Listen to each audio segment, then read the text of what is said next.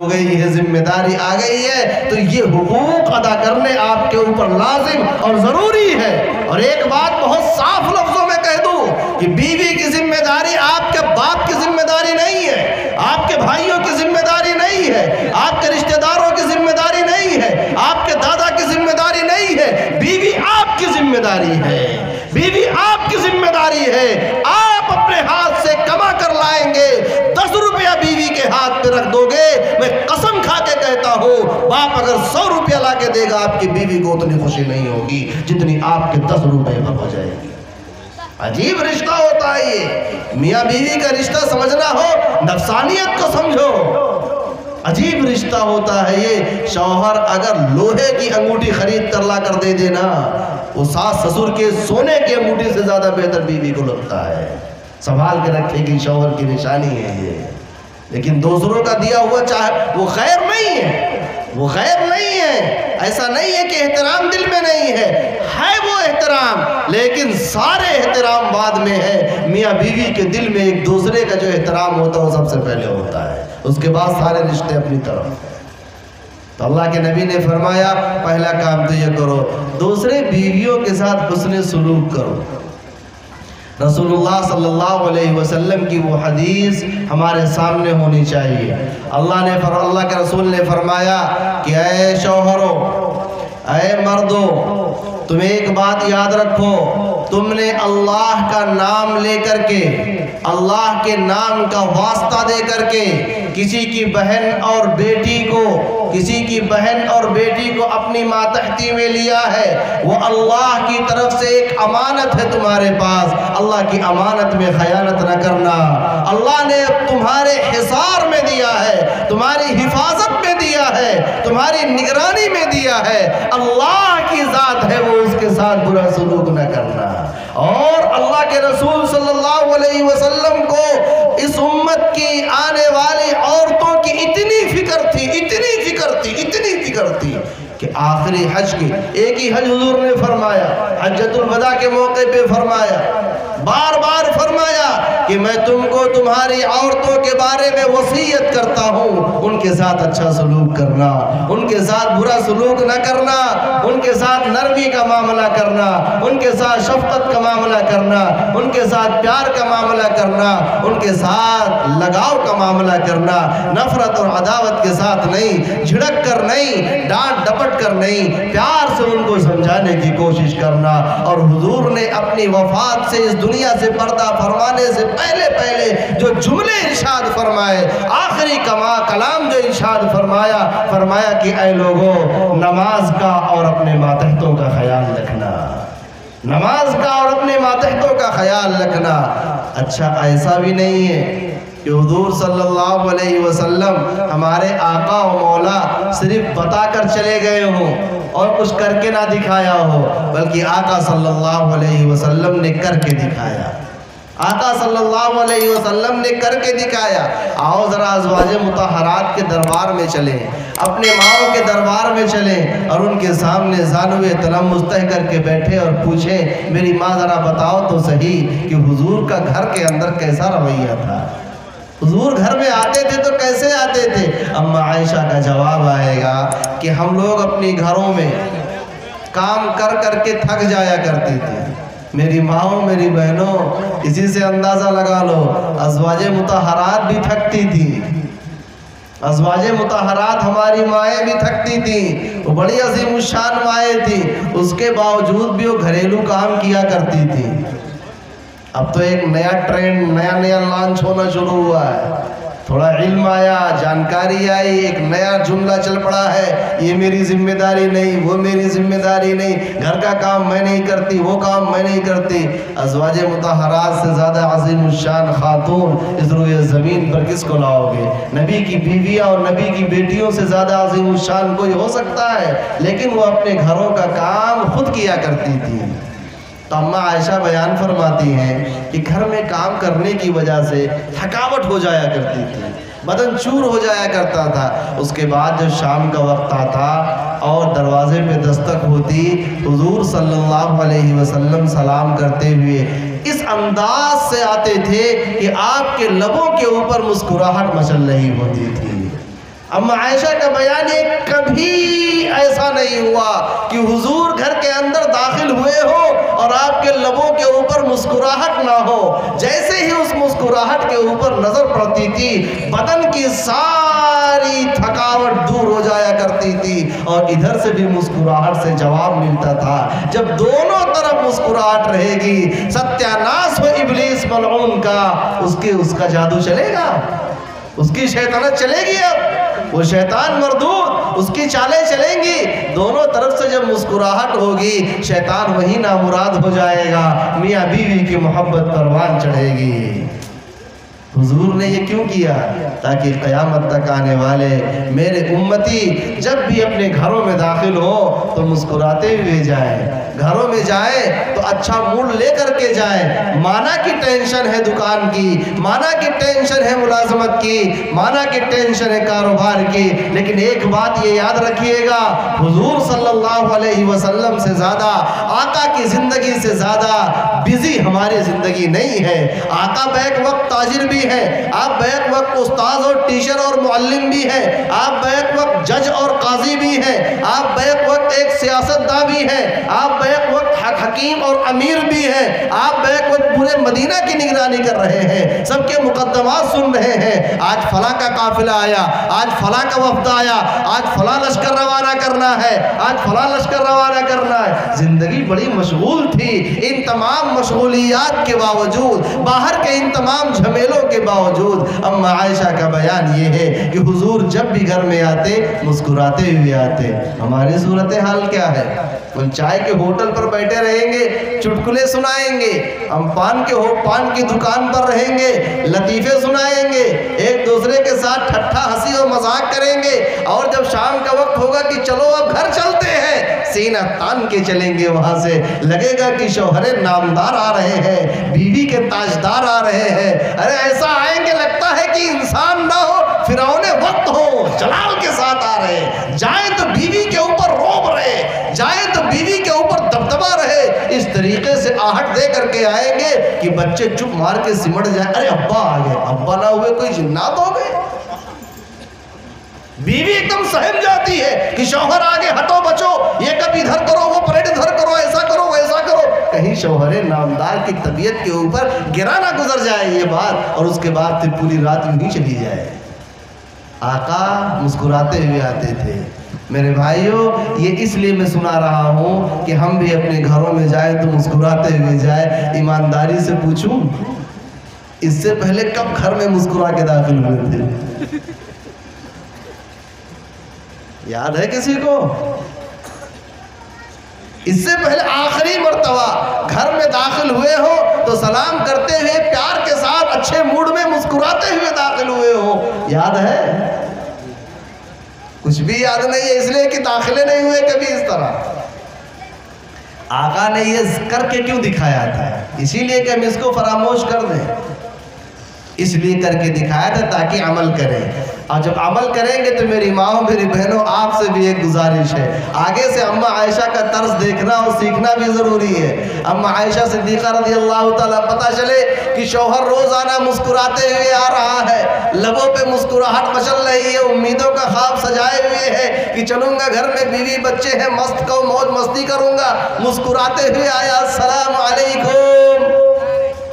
اندر سے آواز آ رہی, چپ مارو, کیا آگے لے کر کے سلام و کلام. سارا ناز نخرہ شوہر کا وہی اتر جائے گا. میری ماں میری بہنوں, گھر کو بنانے میں ایک عورت کا کردار اتنا ہی ہے جس طریقے سے آج کے زمانے میں ایک عمارت کو کھڑا کرنے میں پلر کا کردار ہوتا ہے, بنیاد کا کردار ہوتا ہے. اگر بنیاد نہ ہو, ستون نہ ہو, گھر نہیں کھڑا ہو سکتا ہے. اس طریقے سے میری ماں میری بہنوں, آپ گھروں کی بنیاد ہو, آپ گھروں کی بنیاد ہو, آپ مضبوط رہو گے انشاءاللہ, آپ کا گھر مضبوط رہے گا اور آباد رہے گا.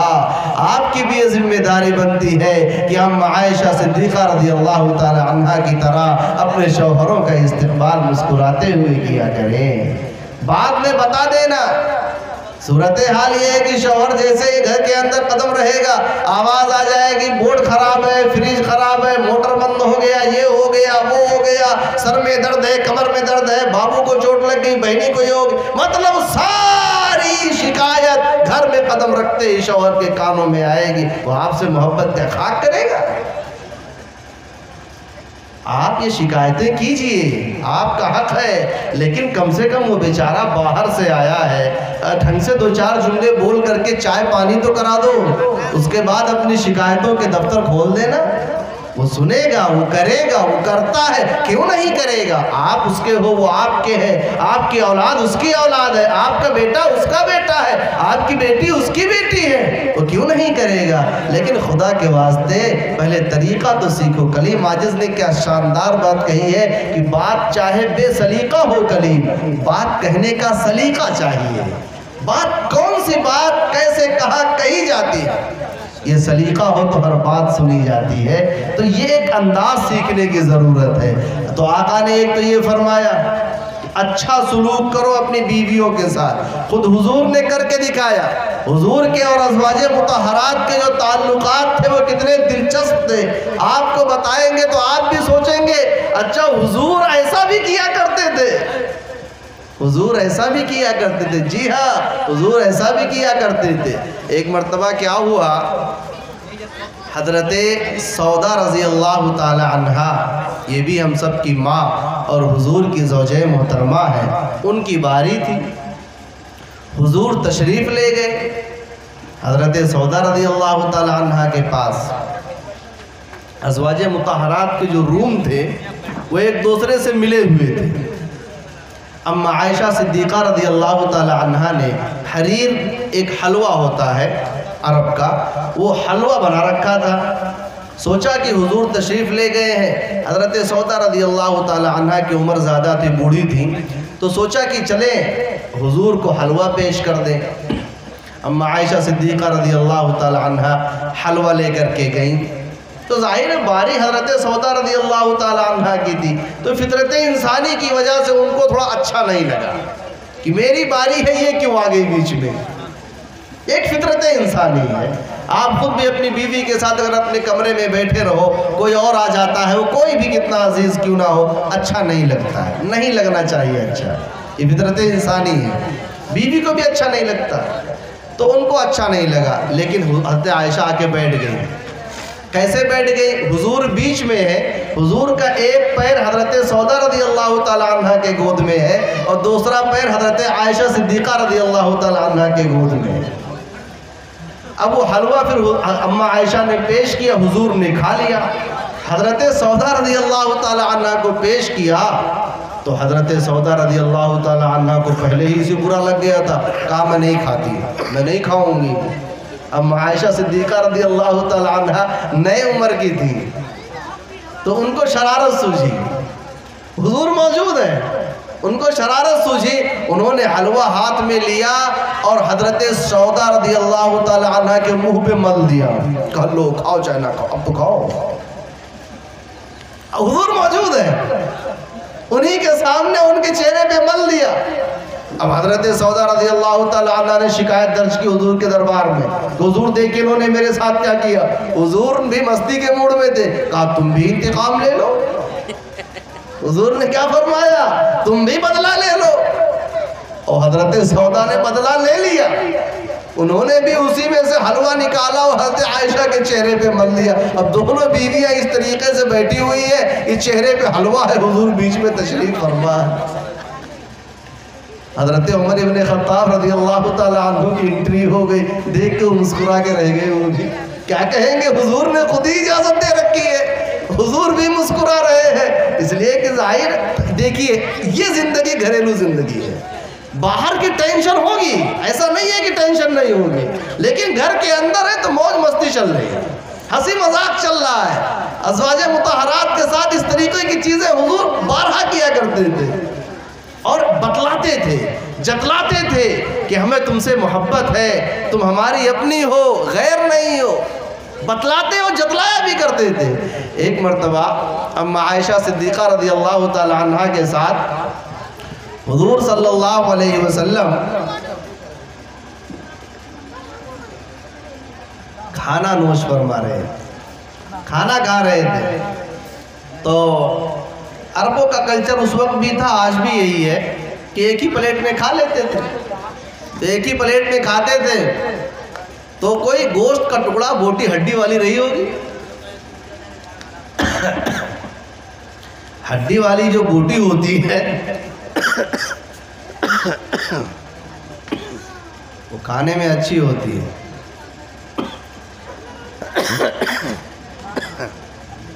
دعا فرمائے کھانسی رک جائے.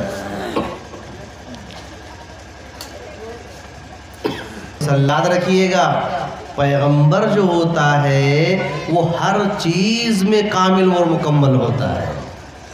ساری عادتیں انسانی جو انسانوں میں اچھی عادت ہو سکتی ہے وہ ساری خوبیاں پیغمبر میں جمع ہوتی ہیں. حضور صلی اللہ علیہ وسلم کے کھانے کے بارے میں جو روایتوں میں الفاظ آتے ہیں، علماء بیٹھے ہیں پڑھے لکھے سب لوگ ہیں، کہیں اگلی دستی پیش کی جا رہی ہے بکری کی تو کہیں لیگ پیس پیش کی جا رہی ہے بکری کی، کہیں کلیجی پیش کی جا رہی ہے، قیمتی حصے پیش کیے جا رہے ہیں حضور کے سامنے.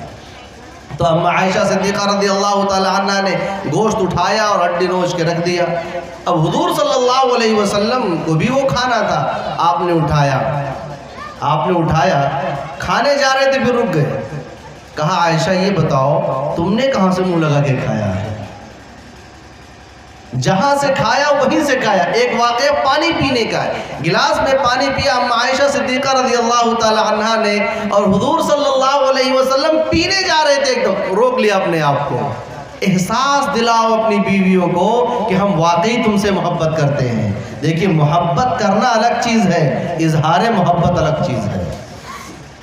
بیوی سے محبت کون نہیں کرتا، لیکن ہمارے سماج کے بہت سارے شوہر صرف یہ ڈرتے ہیں کہ اگر ہم نے محبت کا اظہار کر دیا ہمارا روب و دبدبہ ذرا کم ہو جائے گا. تو روب و دبدبہ کے چکر میں اپنی محبت کا بیچارے کھل کے اظہار بھی نہیں کر پاتے. اور ایسے لوگوں کا روب و دبدبہ تو اتنا کم ہو جاتا ہے کہ جیسے ہی بیٹا جوان ہوتا ہے یہ جتنے روب و دبدبہ والے ہوتے ہیں سب کی چارپائی کمرے سے نکل کے برآمدے میں آ جاتی ہے. دکھاؤ اپنا دبدبہ یہی ہے. میرے پاس تمہارے لیے وقت نہیں ہے، میرا بیٹا جوان ہو گیا. اس لیے زیادہ روب و دبدبہ دکھانے کی ضرورت نہیں ہے، دل کے اندر دبدبانے کی ضرورت ہے. دل میں پہنچ گئے آپ کی چارپائی پوری زندگی بیڈ روم میں رہے گی. اور اگر آپ نے روب و دبدبہ دکھایا، یہ تجربہ ہے لوگوں کا، میں نہیں کہہ رہا ہوں، اگر زیادہ روب و دبدبہ دکھایا 40 سال کی عمر وہ جھیلے گی. جیسے ہی بیٹا جوان ہوا آپ کی چارپائی اب گئی برآمدے میں، دکھاؤ وہی دبدبہ جس پہ دکھانا ہو. یہی ہوتا ہے. تو احساس دلاؤ. تو حضور صلی اللہ علیہ وسلم پانی پینے جا رہے تھے، پیتے پیتے رک گئے. کہا بتاؤ عائشہ تم نے کہاں سے منہ لگا کے پانی پیا تھا؟ اما عائشہ نے بتایا حضور نے وہیں سے پانی پیا. کیا دل کے اندر محبت نہیں جاگے گی کہ جو شوہر میرا اتنا خیال رکھتا ہے کہ پانی جہاں سے پیا تھا وہیں سے پیوں گا؟ دل میں محبت نہیں جاگے گی؟ ہمارے یہاں تو یہ سب کچھ ہے ہی نہیں. آپ نے بیوی کے گلاس میں پانی کب کیا؟ پھر پوچھ لوں گا. پھر کہوں گا مول صاحب بار بار پوچھتے ہیں. ساتھ میں بیٹھ کر کھانا کب کھائے تھے یہ صرف اپنے آپ سے پوچھ لیجئے. آپ بیوی کے ساتھ بیٹھ کر کھانا کھائے کتنے دن ہو گئے؟ ہمیں لگتا ہے کہ ہماری مردانگی کے خلاف ہے، یہ ہمارے مرد ہونے کے خلاف ہے کہ بیوی کے ساتھ بیٹھ کے کھاؤ. اور اگر مان لو کوئی پڑھا لکھا آدمی ہے جرات بھی کر لے، پورا سماج تھو کرتا رہے، لعنت ہو، یہ تو بیوی کا غلام بن گیا، جوروں کا غلام اس کے بغیر تو اس کا لقمہ حلق سے نہیں اترتا ہے، اس کو دیکھ کے کھاتا، اس کے بغیر پیٹ ہی نہیں بھرتا. کیا بات ہے. حضور صلی اللہ علیہ وسلم نے اتنا پیارا طریقہ ہمیں دیا ہے، پیار اور محبت کا طریقہ ہمیں دیا ہے. ہم تو اپنے باپ دادا والے روب و داب میں ابھی تک مست ہیں، روب و دبدبہ کے چکر میں لگے ہوئے ہیں. پیار اور محبت سے دلوں کے اوپر جو حکمرانی کی جا سکتی ہے میرے بھائیوں، طاقت و قوت کے بل پہ وہ حکمرانی کبھی نہیں کی جا سکتی. اسی لیے حضور نے دلوں کو جیتنے کی بات کی. مستی کرو، موج مستی. ایک مرتبہ آپ سوچو گے مولوی صاحب اتنے واقعات لاتے کا ابھی تک تو ہم نے سنا نہیں. اور کمال کی بات یہ ہے کہ سارے واقعات صحیح احادیث سے ثابت ہیں. ایک مرتبہ حضور صلی اللہ علیہ وسلم کسی سفر میں تھے، غزوے وغیرہ سے واپس آ رہے ہوں گے، ایک وادی میں پہنچے۔ وادی جانتے ہیں نا، پہاڑ ہو تو بیچ میں جو راستہ ہوتا ہے ہموار سا، ہرا بھرا عام طور پہ ہوتا ہے دو پہاڑیوں کے بیچ میں۔ تو صحابہ سے کہہ دیا ذرا آگے آگے ہو جاؤ سب لوگ۔ صحابہ اپنا آگے چلے گئے، بچے کون؟ حضور اور ساتھ میں اماں عائشہ صدیقہ رضی اللہ تعالیٰ عنہ، یہی دونوں رہ گئے ساتھ میں۔ حضور نے کہا عائشہ چلو دوڑ کا مقابلہ ہو جائے۔ کیا ہو جائے؟ دوڑ کا مقابلہ ہو جائے۔ آپ سوچو گے یہ کیسے پیغمبر بیوی سے دوڑ کا مقابلہ کر رہے ہیں؟ مستی میں تھے، بیوی کو خوش کرنا تھا، دوڑ کا مقابلہ کوئی میڈل تھوڑا وہاں ملنا آتا، کوئی کمپٹیشن ہو رہا تھا، بیوی کا دل خوش کرنا ہے اور کچھ نہیں کرنا ہے، کوئی مقابلہ تھوڑا ہی کرنا ہے۔ اماں عائشہ نے کہا ہو جائے، مقابلہ ہو جائے۔ مقابلہ ہو گیا، مقابلہ ہو گیا۔ ظاہر سی بات ہے کسی نے کسی کو ہارنا تھا، کسی نے کسی کو جیتنا تھا۔ اماں عائشہ صدیقہ رضی اللہ تعالی عنہ آگے نکل گئی، جیت ہو گئی، بات آئی گئی ہو گئی، موج مستی ختم۔ پھر کسی سفر میں اتفاق سے دونوں کی مٹ بھیڑ ایسے تنہائی میں ہو گئی، صحابہ آگے پیچھے ہو گئے اور اماں عائشہ اور حضور کا پھر دوڑ کا مقابلہ ہوا۔ حضور آگے نکل گئے، اماں عائشہ پیچھے رہ گئی۔ وہ خود بیان کرتی ہے اس کی وجہ یہ ہے کہ بعد میں میری بدن ذرا بھاری ہو گئی تھی۔ جب حضور آگے نکل گئے تو کہتے ہیں عائشہ یہ اس ہار کا بدلہ ہے جو میں اس دن ہارا تھا۔ آج معاملہ برابر سرابر ہو گیا، اس دن میری ہار ہوئی تھی تم جیت گئی تھی، آج تمہاری ہار ہوئی میں جیت گیا۔ تو یہ بھی حضور کیا کرتے تھے، لیکن پردے کے ساتھ اور اہتمام کے ساتھ۔ کیا پتہ چلے کہ صبح ڈھولہا گاؤں کے لوگ اپنی اپنی بیویوں کو لے کے روڈوں کے اوپر کمپٹیشن کر رہے ہو کہ مولوی صاحب نے بتایا کہ یہ بھی سنت ہے کہ بیویوں کے ساتھ دوڑ کی۔ غلط فہمی مت رہیے گا، حضور تنہائی میں ایک کام کیا کرتے تھے، وادی میں ایک کام کیا کرتے تھے، بے پردگی نہ ہونے پائے کہ یہاں خامخواہ گلیوں میں رہ کے نکل جاؤ، اس کے بعد مولوی صاحب کے سر پہ سارا بوال آ جائے۔ تو یہ سب کیوں کر رہے تھے آپ خود بتائیے؟ اتنے عظیم الشان پیغمبر اللہ مہمان بنا کر بلا رہے ہیں عرش کے اوپر، اتنا عظیم الشان پیغمبر وہ اور اپنی بیویوں کے ساتھ اس طریقے سے موج مستی کر رہے ہیں۔ کیوں؟ تاکہ میاں بیوی کی زندگی خوشگوار رہے، کیونکہ اگر میاں بیوی کی زندگی خوشگوار نہیں ہے تو گھر کے اندر چین و سکون نہیں ہو سکتا۔ آج جو ہمارے گھروں میں اس طریقے سے ٹینشن والا ماحول ہے، اس کی وجہ یہ ہے کہ شوہر بیوی کی زندگی میں بڑی دوریاں قریب آنے کی ضرورت ہے، قریب کرنے کی ضرورت ہے، محبت بانٹنے کی ضرورت ہے۔ اس کا یہ مطلب نہیں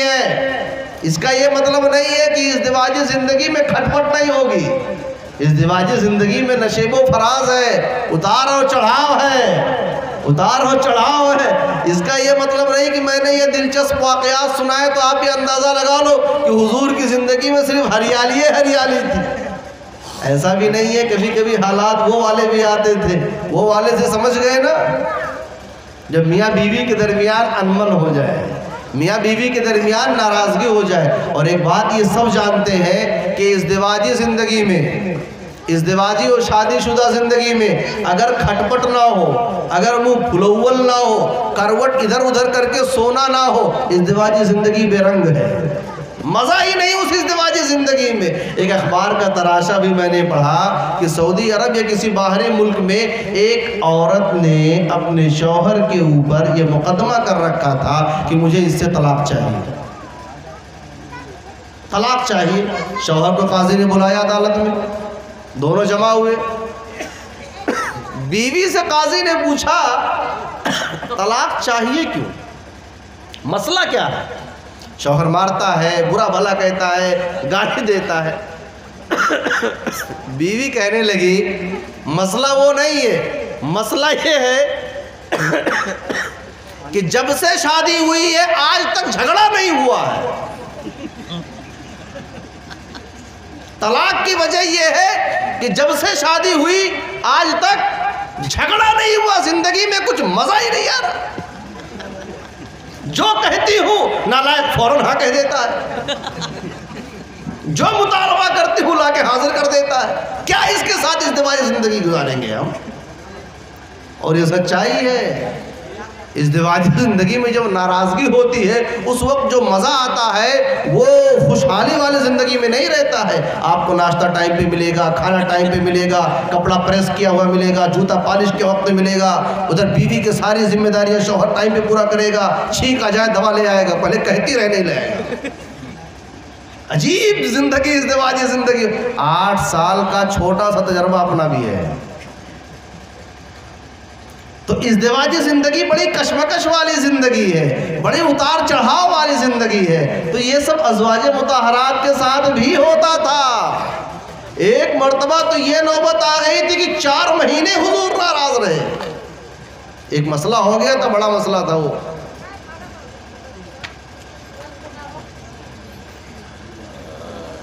وہ میں نہیں بیان کروں گا, لیکن ایک واقعہ بڑا دلچسپ ہے وہ ضرور بیان کروں گا. ایک مرتبہ حضور صلی اللہ علیہ وسلم اپنے گھر میں تشریف فرما ہے.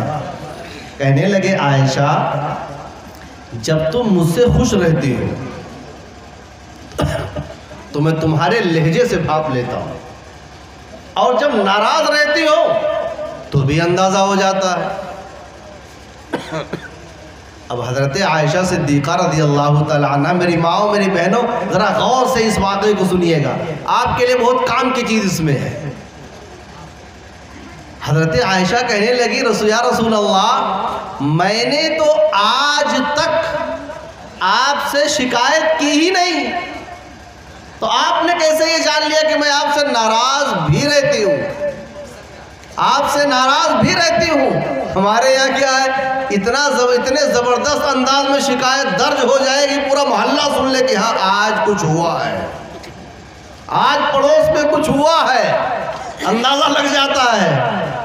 لیکن اما عائشہ بیان فرماتی ہے کہ حضور ہم نے تو ایسا کچھ نہیں کہا کبھی. کہا اب سنو دلچسپ بات ہے. کہا بات دراصل یہ ہے کہ جب باتوں باتوں میں کسی بات پر قسم کھانے کی نوبت آتی ہے اور تم کہتی ہو محمد کے رب کی قسم, میں سمجھ جاتا ہوں دماغ ٹھیک ٹھاک ہے, ماحول ٹھیک ٹھاک ہے. اور جب کہتی ہو ابراہیم کے رب کی قسم, یعنی نام لینا بھی گوارا نہیں ہے میرا, رب دونوں کا ایک ہی ہے. جب کہتی ہو ابراہیم کے رب کی قسم, سمجھ جاتا ہوں کچھ تو گڑبڑ ہے. آج دماغ موڈ اتنا صحیح نہیں ہے, کچھ گڑبڑ ہے کہ نام بھی نہیں لیا جا رہا ہے. دیکھیے کتنے شاندار انداز میں حضرت عائشہ صدیقہ رضی اللہ تعالی عنہا نے اپنی ناراضگی کا اظہار کیا ہے. میری ماں میری بہنوں سیکھو کہ ناراضگی کا اظہار کیا کیسے جاتا ہے, احتجاج درج کیسے کرایا جاتا ہے. ہمارے یہاں تو بس ایک دم ہے, عورت نہیں بولے گی, ظلم سہتی رہے گی, سہتی رہے گی, سہتی رہے گی, اور اس کے بعد جب بولے گی تو صرف انگارہ, اس سے نیچے کوئی بات نہیں. وہ ایک آدمی کی شادی ہوئی, اب بہو آئی, بہو کچھ بول ہی نہیں رہی ہے. 1 دن ہو گئے, 2 دن ہو گئے, 3 دن ہو گئے, ساس پریشان ہے کہ بہو کچھ بول ہی نہیں رہی ہے. ساس پریشان, بیٹا کیا ہوا, کچھ تو بولو, کچھ تو بولو.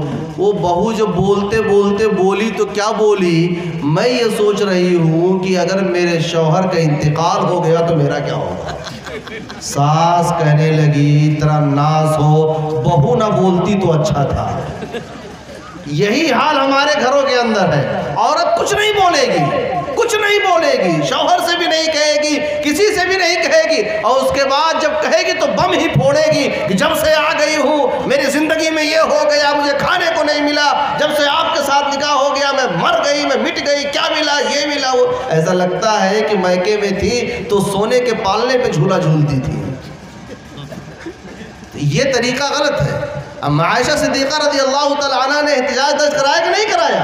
بھئی کچھ باتیں ہوتی ہوں گی میاں بیوی کے درمیان, ناراضگی ہو جاتی ہوگی, لیکن ناراضگی کا اظہار کتنے خوبصورت انداز میں کیا. اور قربان جاؤں آقا کے اوپر کہ اس انداز کو بھانپ بھی لیا. ہم جیسے اجڑ شوہر ہوتے سوچتے یوں ہی کچھ بات ہوگی, حضرت ابراہیم علیہ السلام کی عقیدت میں ان کا نام لیا جا رہا ہوگا. حضور بھاپ گئے کہ ابراہیم علیہ السلام کا نام لیا جا رہا ہے تو جتلانے کے لیے لیا جا رہا ہے کہ آپ سے ناراضگی چل رہی ہے. भाई बीवी को इतना हक तो होता ही है कि शौहर के सामने इजहार नाराज़गी कर सके। याद रखना, अगर इतना हक नहीं दोगे तो बम फूटेगा एक दिन, फिर वो तो फुटना ही फुटना है।